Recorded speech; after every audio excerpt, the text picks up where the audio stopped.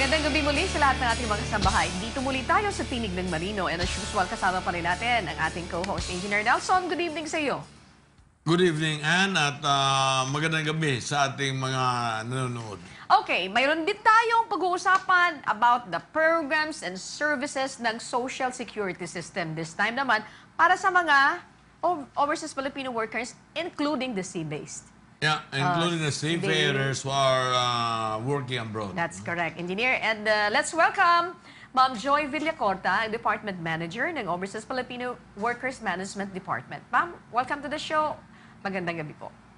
Yes, magandang gabi, Miss Ann and Engineer Ramirez po. Nagpapasalamat kami sa imbitasyon ho ninyo sa amin sa SSS ngayong gabi. Ayan. And of course, hi Ma'am Beth. Ma'am Beth is here. Pero hindi siya, laging suki yan sa, sa Good Morning Kuya. Good morning, Kuya. Siya, Yes, sila oo, nag- suki yan. Yeah, first, hindi naman first time lang. Meron na rin tayong na-invite na rin natin ng SSS Yes, last oo. time. Pero engineer kami nito, magkakasama na kami, ilang dekada na kami magkakasama nito. Yan, nila Ma'am Beth and of course yung mga kaibigan natin from the Social Security System.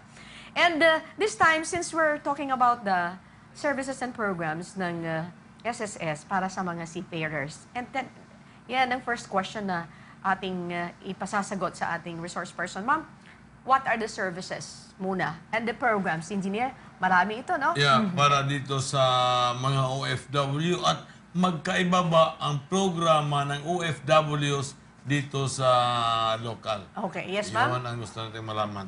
Yes, tama po yan, ano? Ang maganda hong mensahe namin sa SSS sa ating mga overseas Filipinos, sila man ay land-based or mga seafarers, priority ho ang coverage ng ating mga overseas Filipinos sa ilalim ho ng mga programa ho ng SSS. In fact, it was way back 1995 po, nung in-extend ng SSS ang coverage, no, para ho mapasama ang ating mga land-based OFWs on a voluntary basis. So, ang programa ho ng SSS para sa ating mga land-based OFWs are on a voluntary basis. Yung seafarers ang naiba, dahil sila ho ay mandatorily covered naman po ng ating, sa ating programa ho sa SSS. So yung programa ho ng SSS, we are a pension fund institution, we provide social security protection. Yeah, kasi gusto ko lang malaman, no? Matagal na rin kasi ako hindi sumakay.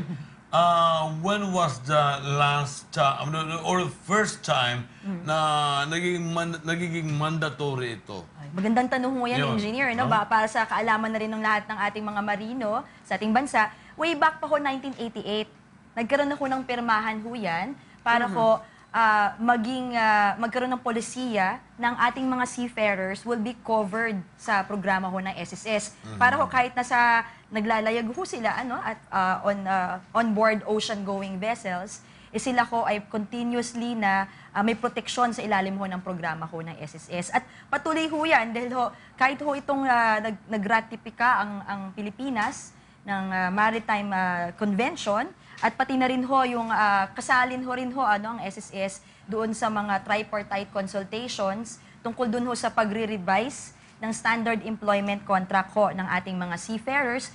Kaya naman po nasisiguro natin ngayon na ang coverage ho ng SSS ng para sa ating mga seafarers ay nandun na ho sa, kumbaga, sa provisions ho ng kontrata ng seafarers. Okay, Yes, engineer. and Yeah. kasi noon, wala pa yan, no? Wala ka rin, Ngunit nung 2000, wala ka rin SSS? meron. Ayan, sige, very good. Nag-umpisa akong sumakay noong 1973, meron na kaming ganun nakatagal yung cover na 90. yun. Engineer, Covered na kami. 1988 ho kami, nung way back, mga 1980s ho. Pero Baka covered na kami. Medicare pa yan, No, engineer. SSS. SSS na. SSS, Sige, meron sige. talagang SSS noong Okay. araw.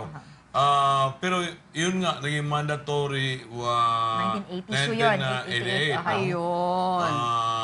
1988. Okay. Special ho ang sa case ho ng seafarers, while both are overseas to sa category ho natin, overseas Filipinos ho sila, land-based or sea-based. Pero ang kagandahan ho kasi sa seafarers, meron na nga hong na-mention ka kanina, may Maritime Labor Convention, at meron ho silang manning agency na para hong sila yung lumalabas na employer. So, ulitin ko lang, yung sa land-based, yun ho, voluntary ang programa namin. So, individually ho sila kailangan pumunta sa SSS for their membership. But in the case of seafarers, yung coverage ho nila sa SSS is under yung pong kanilang manning agencies. Okay. Together with the Man. foreign principal. Ayan, manning agency. Yeah, ganun nga. Lalong-lalo na ngayon na kasi nagkaroon ng Maritime Labor Labor Convention, Convention 2006 and then Na-revise, so yun isa tayo sa Ratifika. ratifika noon Okay. ng Maritime Labor Convention. Okay, engineer, mayroon akong tatanong din dito kasi siguro ito, doon sa mga nanonood na mga kamag-anak, mga mahal sa buhay, siguro tatanong nila, uy, bago lang yung aking anak na nag-a-apply ng bakas loobin ng Diyos makapagtrabaho. Paano ba magparehistro sa ilalim ng programang ito? Ngayon pa lang, halimbawa, ngayon pa lang sasakyan ng barko. Yes, that's Yeah. correct. For the land-based, unahin ko nang humuna yung sa land-based OFW. Sa land-based kung wala pa hong nai-issue'ng number before, meron nang hong fill upan na form para ma-issuean ng number. Kailangan isumite lang ito kasabay ng kanilang kopya, certified copy ng birth certificate, baptismal certificate, or kahit yung valid passport para ma-issuean ng number. Ganon din yan para sa mga seafarers. At ito po, itong mga dokumentong to, yung application form, pwede nilang isubmit sa any SSS branch. Okay. Whether dito sa Pilipinas or abroad. May mga opisina kami kasi abroad. Yung application doon sa manning agency nila, Yun pong ang role ng manning agencies to ensure, tiyakin lang na lahat ng kanilang seafarers na i-deploy ay may SSS number. So, you said that's mandatory. doon yung Yes, it's application mandatory. doon na mismo sa manning Pwede agency dapat itong nila. mapapacilitate ng manning agency, pero yung issuance kasi na number, doon namin ini-issue yan sa mismong member. Okay. Sa land-based, yun ang difference, sila mismo ang personally pupunta, pero ang kagandahan for our OFWs, yung meron ng SS number. Kasi karamihan Miss Anne, Opo. karamihan ng mga, especially land-based, bago yan umalis ng bansa, meron na silang number So kala nila, pagdating sa abroad, kukuha sila ulit ng number. So pinapaalalahanan namin. Na hindi. Hindi ang number ninyo na in-issue na kahit nung sa Pilipinas pa kayo, lifetime number na po yan. Ayun. So yan ang gagamitin once you're deployed abroad, yun ang gagamitin para magpatuloy ng kanilang pagbabayad ng kontribusyon. Ganon din sa seafarers, hindi na kailangan kumuha ulit ng ibang number. Kung yung number nila na ginamit nung kahit before sila maging seafarers or maging land-based OFWs, yun pa rin ang gagamitin. Engineer, yes. And meron akong nalaman na merong ID yung What is that? SSS na parang pwede mo gamitin sa Yes. Tama yun tinatawag namin. What's that ID? Ano bang tawag Yung ng tatawag ID na namin yun? UMID, Universal? UMID. It's Unified Multi-Purpose ID. It's called Unified yan kasi 4 na ahensya ng gobyerno ang naghahati ang represented sa card na to. So kung SSS member, Pag-ibig member, PhilHealth member, and GSIS member, isa na lang card ang gagamitin. Question. What if you don't have the PhilHealth, you are not member of PhilHealth, but you are a member of SSS? Makakakuha ba ng ID? Yes, ang nag-i-issue ngayon ng card is SSS and GSIS pareho sa nag-i-issue yon. So kung SSS member, Pero and- hindi ka PhilHealth member, pero yun na rin ang gagamiting number kasi Ayan. ang magandang feature na tong ID na to, may tinatawag dyan na CRN or it's the Common Reference Number. Okay. It's the Common Reference Number across all 4 okay. agencies. Liluwanagin lang natin, Engineer, because at this point in time, let's be honest and frank, na mayroon mga hindi member pa ng PhilHealth, but member sila ng SSS. If they intend to get the SSS ID, they can, even if they are not member of PhilHealth. Walang Yes, hindi hindrance yun. Hindi hindrance po 'yon, and we will issue the ID. Kami sa SSS nag-i-issue ng ID na yan. So once member sila, they can use that card at in the same card they can use for their to present to PhilHealth or Pag-ibig for their transactions. Okay. Engineer, tatanungin ko, kasi sinasabi natin yung mga seafarers ay mandatory na magkaroon na SSS member. Yung coverage nito, halimbawa, di ba yung sa insurance, in case of accident, di ba mayroon insurance yung mga seafarers? Paano yun? Hindi ba magdodoble yun? Kukuha ka ng benepisyo from the principal because of your insurance, and then mayroon kang makiklaim na SSS. Paano ito? When we come back, pag-uusapan natin yan. Dito pa rin sa Tinig naman.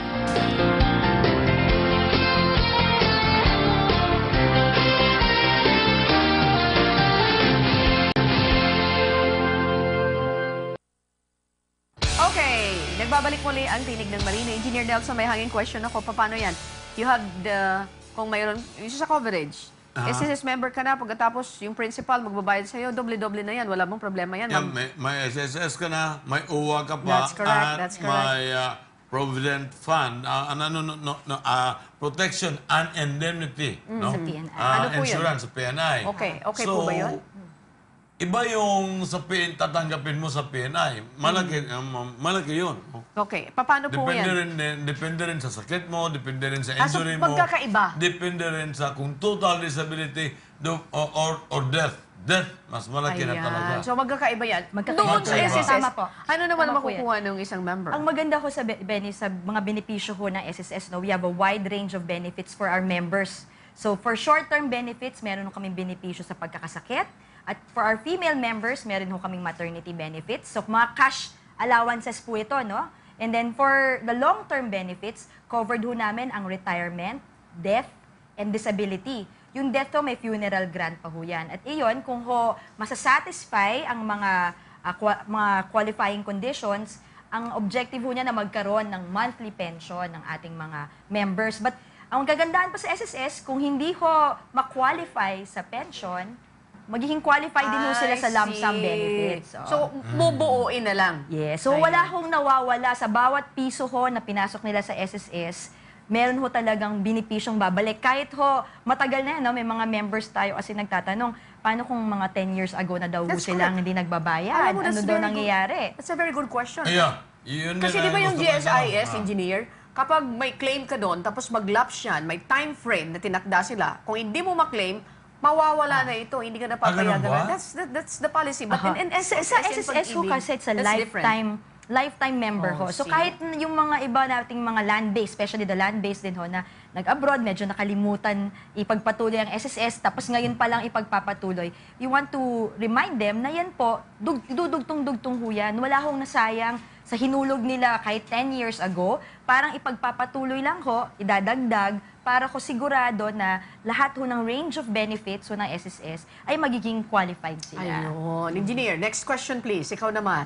Yeah, papaano at saan makipag-ugnayan ang mga members ng SSS para sa kanilang transaction upang malaman nila kung yung magkano yung hinihulog nila at magkano rin ang contribution ng kanilang employer, no? Para sa kanilang SSS fund. Tama po yan, ano? For our members, so meron ko kaming mga SSS branches, no? Nationwide. So maaari ho sila magpunta at magtanong. Yan ho ang aming hinihikayat ho namin ng ating mga members na maging vigilant about their contributions. Meaning ho nun, siguraduhin na talagang hinuhulog ng kanilang employer. O in this case, sa seafarers, ng manning agency. Lalo Yeah. kasi kung kinakaltasan, di ba ho? Kinakaltasan sila. Kinakaltasan talaga. Tapos dapat to siguraduhin dahil may mga sad stories tayo na after a long time sa kanilang malalaman na hindi ho pala nire-report. So maganda ho yan, mag-check. At ang maganda ho sa SSS, kailangan lang ho sila mag-register sa aming website, www.sss.gov.ph. Mag-register ho sila sa my.sss facility ho ng SSS and they will have access to their records. Pero wait. Engineer, sorry to cut you again, Ma'am Villacorta. Ito, atin lang ito.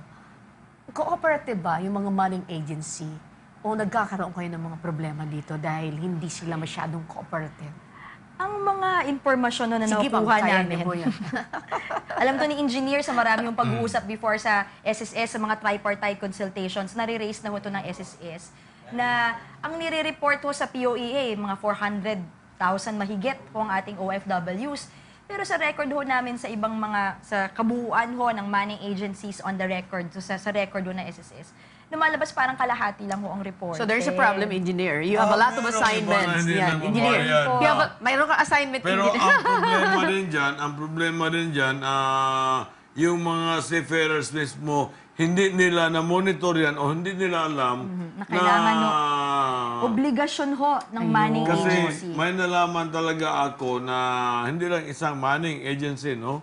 Na hindi nagre-remit, pero binabawasan naman yung kanilang sweldo. Yun nga Ibig ho ang sabihin- pinaka-ano natin dyan. Gusto natin maiwasan yan. So, Millions yung Ibig hindi kwarta na-remit. na hindi na-remit. Ayun. So, doon sa ating mga nanonood na mga managing agencies, maybe this is the right time. This is a wake-up call sa inyo. Baka kayo natutulog. Okay. Yeah, gusto kong ipaalam ito sa ating mga marino na dapat alamin ninyo sa SSS kung hinuhulugan ba yung SSS ninyo kasi maaari na binabawas ito sa sweldo ninyo, ngunit hindi naman nire-remit sa SSS Okay. yung mismong deduction Okay. na kanilang contribution. Follow-up question, paano malalaman ng isang OFW? Like, for example, naglalayag siya, paano? Mayroon ba tayong online, Ma'am Billy meron ho Conta? kaming, yun ho, in-explain ko kanina, mag-register lang ho sila sa website namin. At yun na ho, may internet connection lang. Karamihan naman ho sa ating mga OFWs talaga, nasa internet yung mga yan.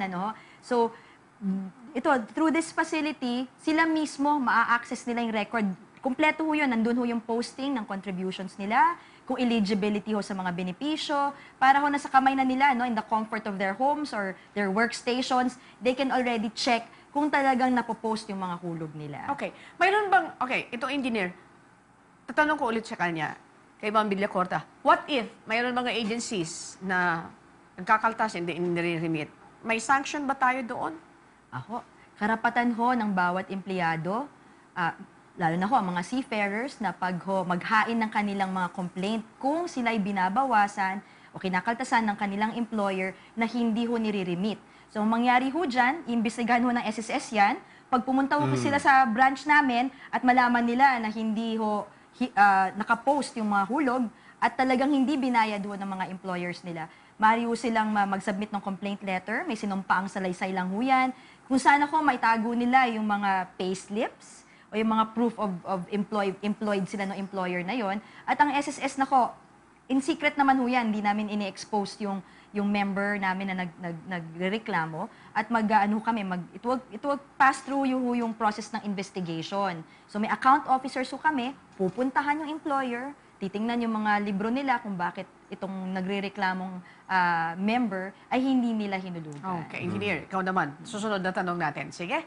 So, sa kasalukuyan, ilan na po bang mga members sa amin muna, seafarers, ang nandyan sa SSS? Yun nga po, ang huli naming namomonitor, o baka dapat ho, mas closer pa ho ang coordination with the manning industry. Dahil sa record ho namin, mga 200,000 lang po ang seafarers. Pero ang sasabi ho sa datos ng POEA, nasa 400,000 nga ho, di ba ho? So we need closer coordination with the labor and the employer side, magkaroon ng konsultasyon. Ano ho ba ang problema? Bakit hindi nila nare-report? I'm supposed to ask that. Alam mo, engineer. I think kailangan ng pag-uusapan na palagi sa tripartite kung bakit ganun ang nangyayari. So merong mga manning agencies na hindi talaga nagre-remit. I'm supposed to ask you this question, engineer, kasi being the president of United Filipino Seafarers, ano yung dream mo? Ano yung gusto mo pa na maisakatuparan as far as this problem is concerned? Like, for example, yung iba pang hindi nagiging member ng SSS na dapat maging member at madagdagan yung mga benepisyo. What have you in mind, Engineer Nelson? Yeah, ang akin, kasi tingnan mo yung mga European, when they retire, talagang wala silang problema eh. Parang sinasabi, tranquilo. Ibig sabihin, okay na sila. Yan. Yung kanilang pension ay sapat na sapat pa rin para sila mabuhay. Pero sa palagay ko, sa pension na makukuha mo sa SSS, hindi ka pa mabubuhay dyan, no? So, we should make a package, no, na para kung ang marino ay magre-retire, sapat pa rin, mabubuhay pa rin sana na marangya, no? Hindi yung halos, hindi na magkainom ng tubig kung yung pension mo napakalit, hindi talaga sapat. So, yung that's your dream. depending lakihan yung bracket para naman pag panahon na mag-retire sila, meron silang sapat na pensyon. Kasi ang daming mga marino na kahit na matanda na gusto pa rin sumakay for one reason, wala din sila na ipon at hindi nila sigurado kung magkano ang kikitain nila. Kaya marami akong plano para sa mga marino. And I Yun hope na magkaroon ito ng katuparan, financial engineer. literacy, and then force saving. Okay. That is force saving. Pero dapat, kung may programa na ganyan yung SSS, no? Isang programa na yung pera nila ay parang Nalagay talaga sa siguro. nagkakaroon ng Interest malaking at interest. okay. Malaking interest. Kasi malaki din ang contribution, That is correct. malaki din ang interest. Okay, engineer, when we come back, pag-usapan pa rin natin, of course, yung bagay na yan, and we will ask also the reaction or the recommendation of Ma'am Villacorta. The same question. Sandali lamang po, we will pause for some minutes.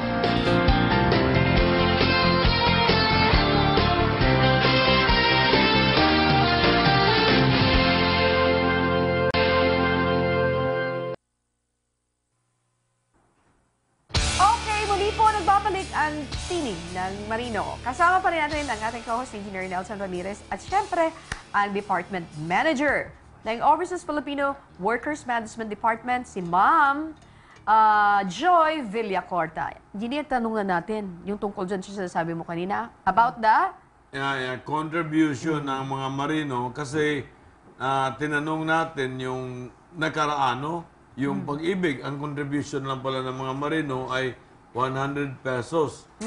Paano yung mga kapitan na sumusweldo ng halos $1,000 a day? 100 pesos a month pa rin yung contribution. Okay. At saka sa mga marino, wala namang marino na sumusweldo ng 20 mil That's correct. Mas mataas pa doon. Okay. Yes, ma'am.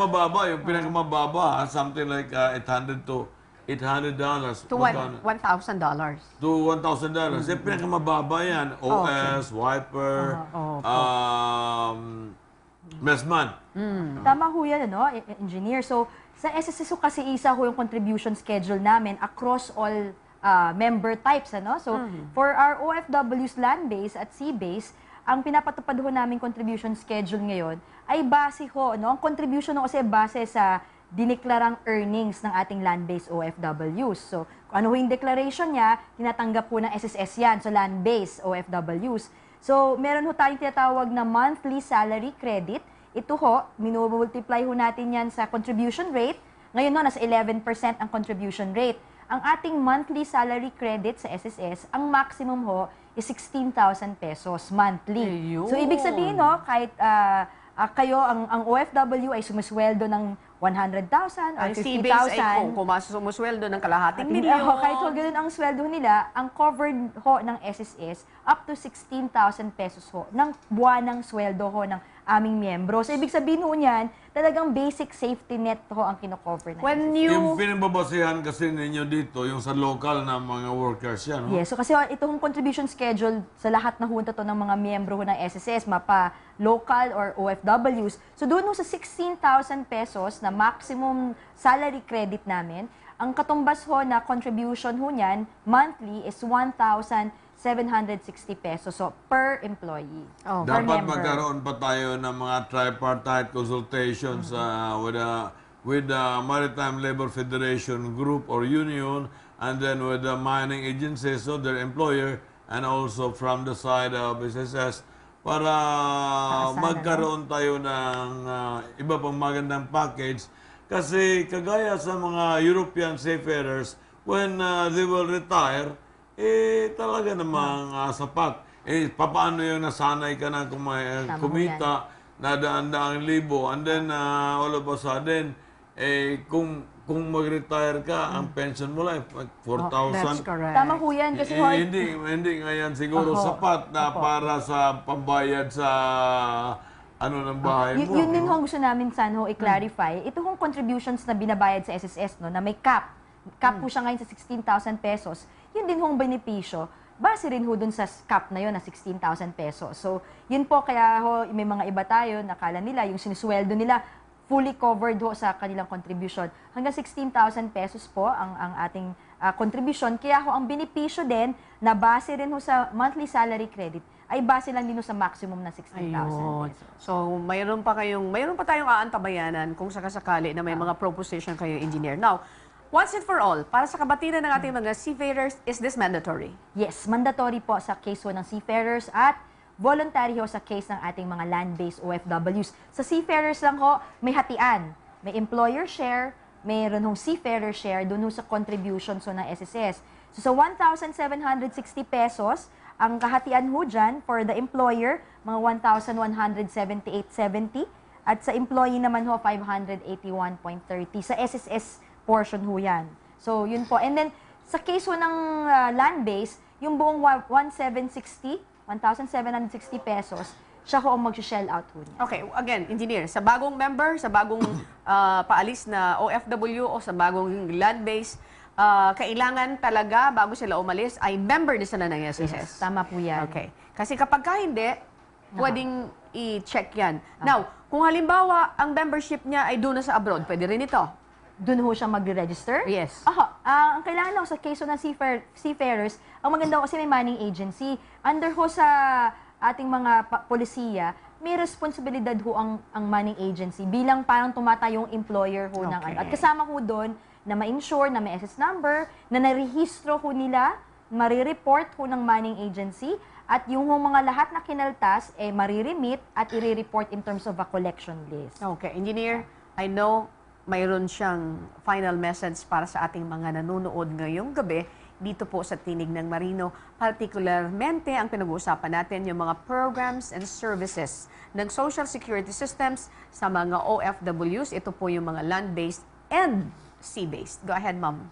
Nais ho naming iparating sa ating mga overseas Filipinos, sa ating mga kababayan, land-based man or seafarers, na sana ho'y maging aktibo ho silang miyembro ho ng SSS dahil ho sa SSS yung ipon, yung kanilang kontribusyon ay ipong mas may pakinabang. So at hindi lang ho sila bilang miyembro namin ang may benepisyo, protektado, pati ho yung mga kanilang mga mahal sa buhay. Pag may mangyari ho sa kanila, meron hong maaasahang proteksyon mula sa SSS. O yung mga taga-SSS, the Assistant Vice President for Media Affairs, Ma'am Louie, good afternoon, and kay Ma'am Marisu, including may Ma'am May Rose, kay Vincent, and kay Ma'am Beth Suralbo. Engineer? Yeah, masabi ko lang sa ating mga marino, no, dahil sa nalalaman ko sa kanya ngayon na 200,000 lang ang mga marino na nagbabayad sa SSS, ay dapat alamin ninyo yan, pumunta kayo sa SSS, pwede naman daw alamin kahit sa website kung binabayaran ba yung contribution, supposed to be contribution ninyo para sa SSS dahil may contribution din ang employer at saka ikaw at binabawas din yan sa sweldo mo. Kaya sayang naman kung hindi mo yan i-verify kung hinuhulugan ba. Okay. And hello din pala kay Ma'am Sonia and Ma'am Bona. Okay? Mga kasambahay, thank you Engineer Nelson and of course kay Ma'am Joy Villacorta, ang Department Manager ng Overseas Filipino Workers Management Department. Huwag po kayong aalis because when we come back, pag-usapan naman natin, mapapanood nyo ang tungkol dito sa buhay, mandaragat at ang success story. Maraming salamat po.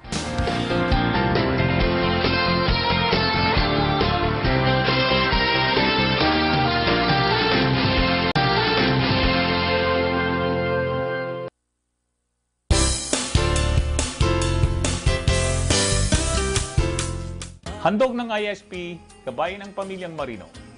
Tunghayan natin ang kwento ng isang dating basurero at kargador ng tubig sa Tondo. Nagsumikap na makaahon sa hirap sa pamamagitan ng pagbabarko.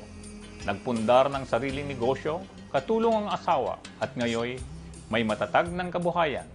Siya si Chiefmate Rene Sanggalang.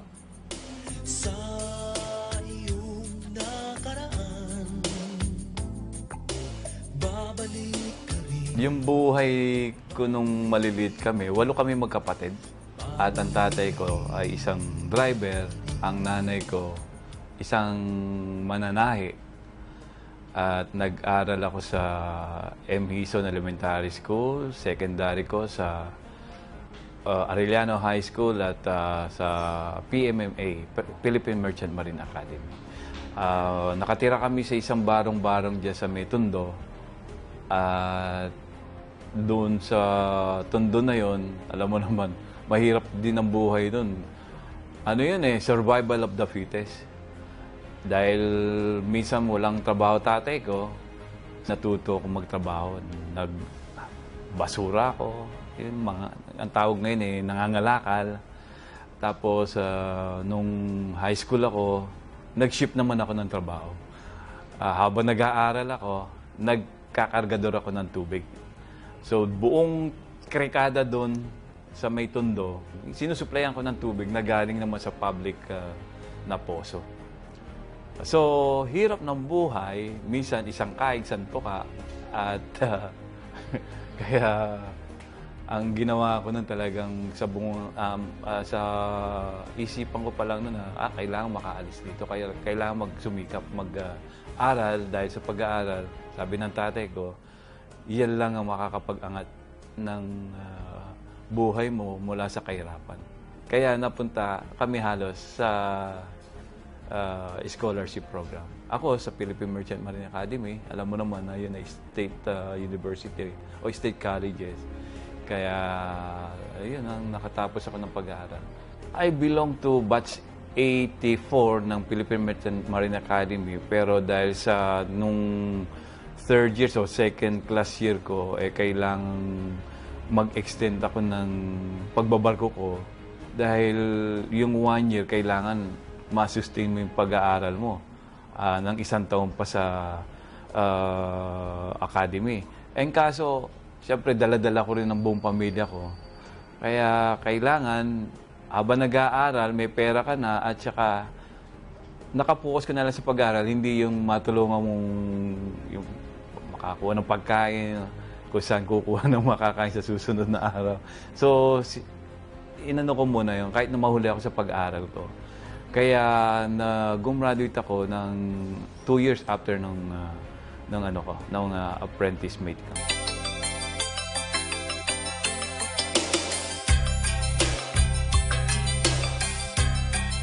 Gusto ko nung pinakabatang kapitan o the first captain sa batch ko eh. Pero hindi ko natupad yun. Pero ako yung pangalawa sa naging third officer, nagamit ko yung lisensya sa batch namin. Ako yung unang naging second mate. Ako yung naging unang chief mate. Ako yung naging unang instructor. Ako yung naging unang review instructor. Ako yung naging unang crewing manager sa batch namin. So, in a very short period of time, nakuha ko lahat yun. Hanggang sa nag-decide ako na magnegosyo na lang ng sarili ko dito sa lupa. Pero ang pagninegosyo, hindi naman sa umpisa successful kagad. Hindi.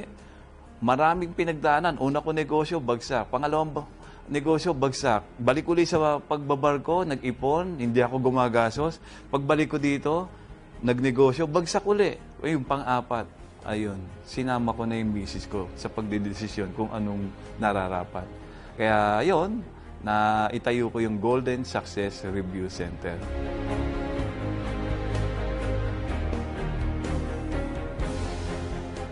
Sabi ko sa kanya, ako talaga gusto ko nang makasama yung pamilya ko. So, sabi ko, try ko yung magnegosyo tayo dito sa lupa. Yung una, yung first three, hindi ako naggano sa kanya. Hindi ako nag-consult eh. Pero yung pang-apat, kinonsulta ko na siya. At sabi ko, kung kaya mo mag-gamble tayo, yung naipon ko dito, tataya ko na uli dito sa negosyo. Tulungan mo ko. Sabi niya, negosyo ka ng negosyo, hindi naman related sa profession mo. Then magnegosyo ka ng related sa profession mo. Para na sa ganun, ikaw mismo mag-aasikaso, hindi mo pinapasikaso sa iba. So, on that basis, sabi ko, pagka pala sinama mo yung asawa mo, yung pamilya mo, sa lahat ng desisyon, magtatagumpay ka. At siyempre, inihingi natin sa Panginoon yan. Talagang pinagdarasal natin yan. Walang panahon na hindi natin pinagdasal sa Panginoon na sana bigyan tayo ng pagkakataon na magtagumpay sa negosyong ito at maging pagpapala sa iba. Dito, nung itinayo ko itong Golden Success, namunga pa ito ng marami pang mga maliliit na negosyo. Nagtayo kami ng eskwelahan. Tinayo namin yung Golden Success Technical and Educational Institute. Na halos karamihan dito yung mga scholar, anak ng mga mahihirap. At ngayon, 2 taon lang yan, no? Akalain mo 2-year course, pero pagka-graduate nila rito, nakakakuha sila ng mga trabaho. Meron akong mga estudyante na galing dito na ngayon ay nagtatrabaho sa mga malalaking hotel, nagtatrabaho na sa abroad, nagtatrabaho na doon sa mga shipping companies, meron mga government agencies. 2-year course lang yan, ha? Mga computer, no, mga programming, Tapos merong hotel, restaurant, and servicing. And lately, ito nga, nagtayo kami naman ng school para sa mga flight attendant. Yun naman ang kumbaga inaalagaan namin. Para yung mga gusto namang magkaroon ng pagkakataon maging flight attendant, kahit na hindi sila tapos ng 4-year course, basta meron silang at least sa background sa college, may pag-asa silang maging flight attendant or cabin steward. Kapares ng mga seafarers yan in demand masyado yung flight attendant sa buong mundo. Kaya naman, yun, sa ganun parang, parang yun na rin ang corporate social responsibility namin. At dito sa community namin, maraming mga estudyante na walang kakayahan ng magulang na idalhin sa eskwelahan, pero pinag-aaral namin sila dito.